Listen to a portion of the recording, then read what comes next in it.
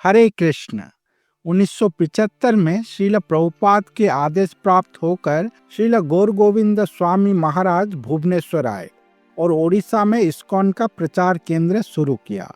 हमने हमारे कई वीडियोस में चर्चा की है कि भुवनेश्वर में श्रील गुरुदेव के प्रारंभिक दिन अत्यंत संघर्षमय थे।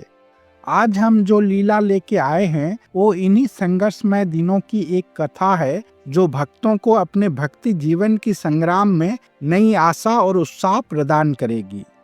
उन दिनों इस्कॉन की भूमि शहर से दूर जंगल के बीच स्थित थी।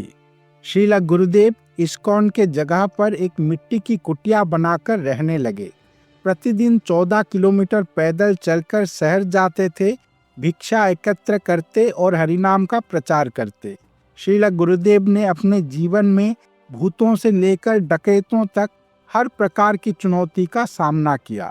उन्होंने अत्यंत कठिन और तपस्वी जीवन जीते हुए अपना कार्य जारी रखा। श्रील प्रभुपाद ने श्रील गुरुदेव को 3 मुख्य निर्देश दिए थे।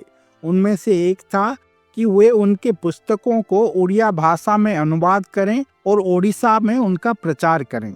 इस निर्देश को पूरा करने के लिए गुरुदेव ने अथक परिश्रम किया और इसे अपने जीवन का ध्येय बना लिया।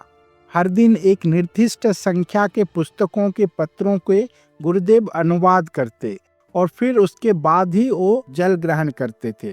ये उनका प्रण था।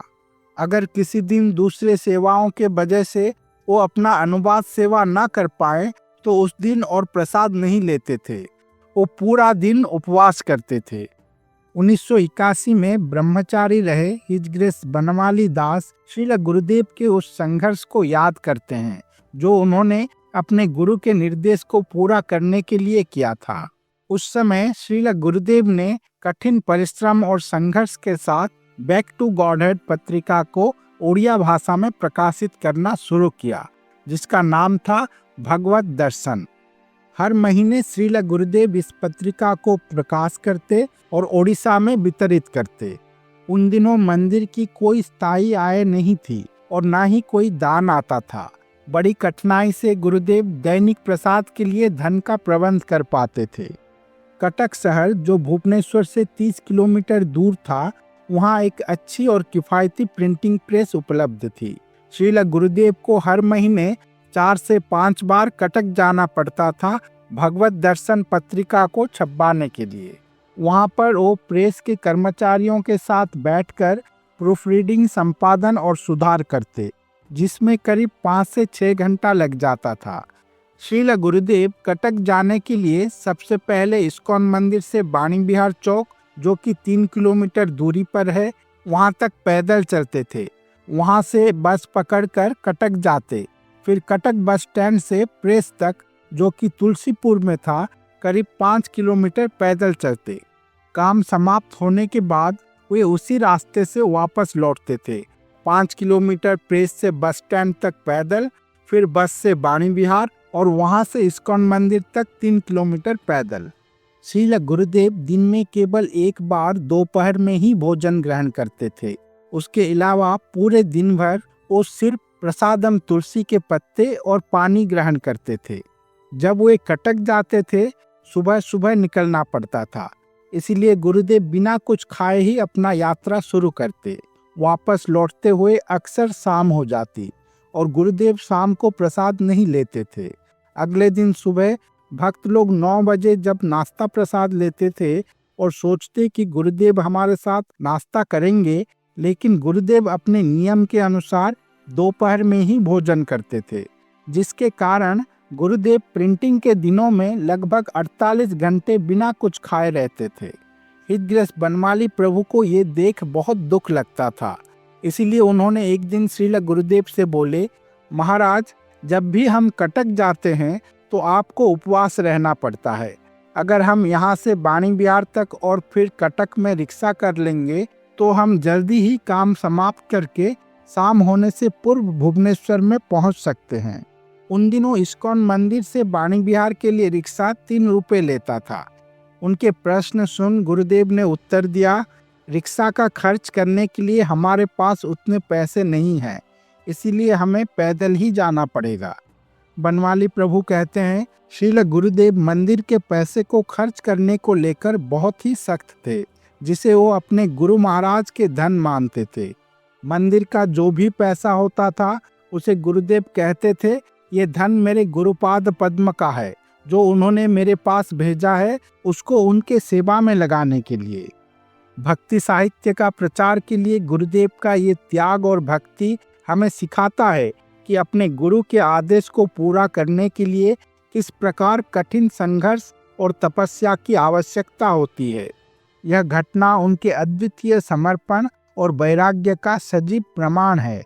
एक साधारण व्यक्ति के लिए इतना संघर्ष करना असंभव लगता है, लेकिन आचार्य जो आध्यात्मिक लोक से करुणा के कारण पृथ्वी पर आते हैं, स्वयं कठिन परिश्रम कर जीवित उदाहरण प्रस्तुत करते हैं। उनका जीवन संदेश देता है कि भगवान की शिक्षा को फैलाने के लिए कितने तपस्या और त्याग की आवश्यकता होती है। भक्ति साहित्य के लिए ये संघर्ष, यह परंपरा है हमारे गौड़ीय वैष्णव धारा की। श्रील गुरुदेव को ये धरोहर उनके गुरु श्रील प्रभुपाद से मिला, जिन्हें ये आदेश उनके गुरु श्रील भक्ति सिद्धांत सरस्वती ठाकुर से प्राप्त हुआ। राधा कुंड में जब श्रील प्रभुपाद श्रील भक्ति सिद्धांत सरस्वती ठाकुर से मिले तो ठाकुर महाशय ने उनसे कहा, तुम्हें जब भी कुछ पैसा मिले तो उससे ग्रंथों का प्रकाश करना। उन्होंने और भी कहा, अच्छा होता बाग बाजार के मठ में लगे हुए संगमरमर के पत्थरों के बदले मैं उन पैसों से कुछ पुस्तकों का मुद्रण करता। श्रील भक्तिवेदांत स्वामी प्रभुपाद ने अपने गुरु के इस निर्देश को अपने जीवन का ध्येय बना लिया। हमने देखा है कि श्रील प्रभुपाद ने बैक टू गॉडहेड पत्रिका छापने के लिए कितनी मेहनत की। जब श्रील प्रभुपाद वृंदावन के राधा दामोदर मंदिर में अवस्थान कर रहे थे, उन दिनों वे वृंदावन से दिल्ली तक यात्रा करते थे। दिन भर प्रेस में बैठकर बैक टू गॉडहेड पत्रिका को छपवाते और खुद सड़क के किनारे खड़े होकर पत्रिका की पत्रियां वितरण करते।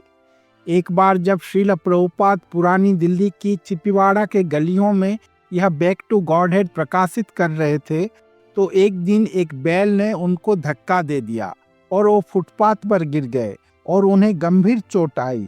वो अकेले थे, वो सोच रहे थे ये क्या है, लेकिन उन्होंने हार नहीं मानी और आज भक्ति वेदांत बुक ट्रस्ट दुनिया के शीर्ष पुस्तक प्रकाशकों में से एक है। उन्होंने अपने गुरु महाराज श्रील भक्ति सिद्धांत सरस्वती ठाकुर प्रभुपाद के निर्देश को अपना जीवन बना के पालन किया। श्रील प्रभुपाद कहते थे, पुस्तक बृहद मृदंग है जिसकी ध्वनि सैकड़ों मील तक पहुंचेगी।